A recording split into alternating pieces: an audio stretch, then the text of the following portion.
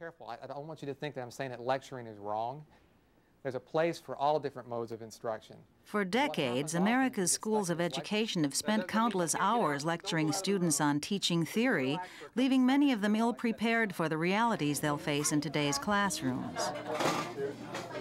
Today, prospective teachers are learning as much from working with students as they are from working with college professors.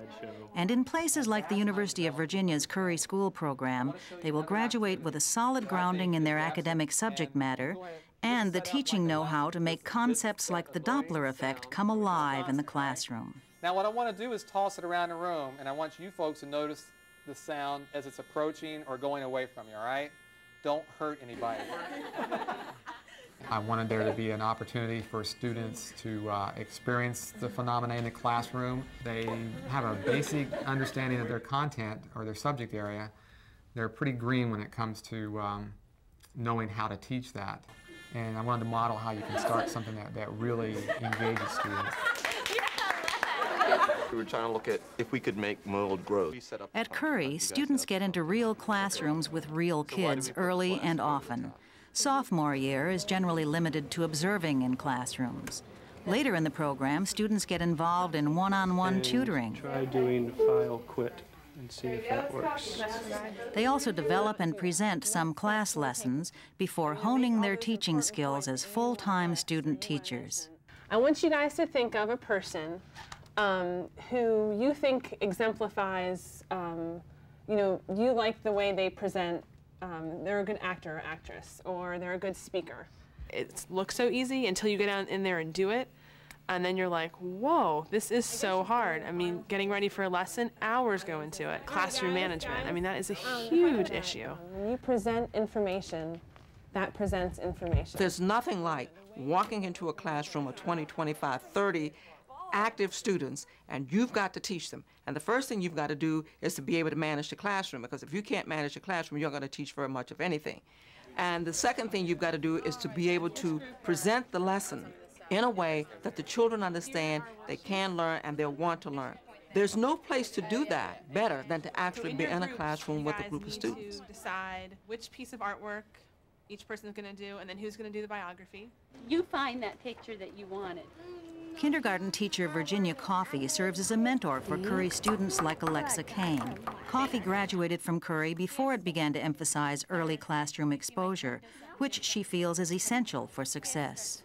It's a very sink or swim profession, and so I think it's valuable that Curry has chosen to put them in earlier and give them more exposure over a period of time. How much time do lawyers get, and how much time do medical doctors get to work under supervision?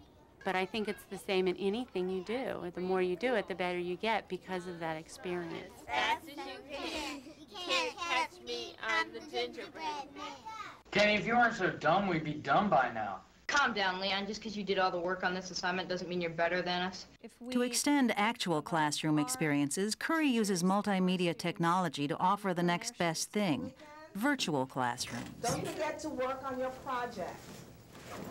Developed by Curry faculty members, CaseNex presents case studies of teaching situations, combining video recreations, comments by experts, and video conferencing capability, delivered online.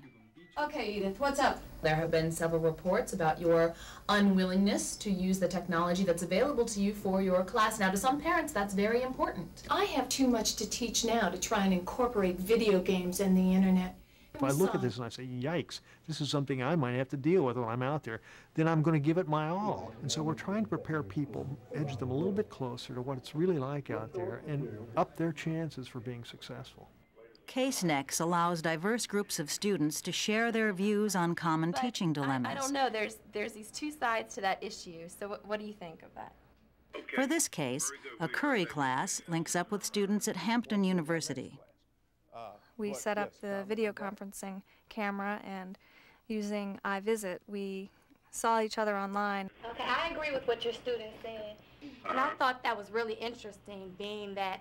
Then we brought up some of the things that we really wanted to delve deeper into and challenge each other's ideas on more. Just the first time I saw that case, got my mind working overtime.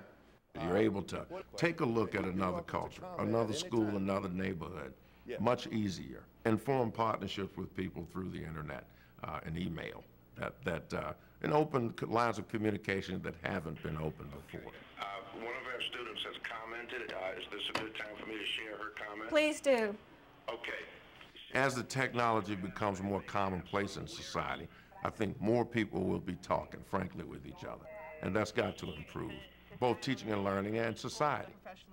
With the combination of technology training and early classroom exposure, Curry is helping promising teacher candidates achieve their full potential. Because I know you all have the potential to be the kind of teacher that can change students' lives and make students enjoy subjects that they never thought they could enjoy or that they could have success in before. For more information on what works in public education, go to edutopia.org.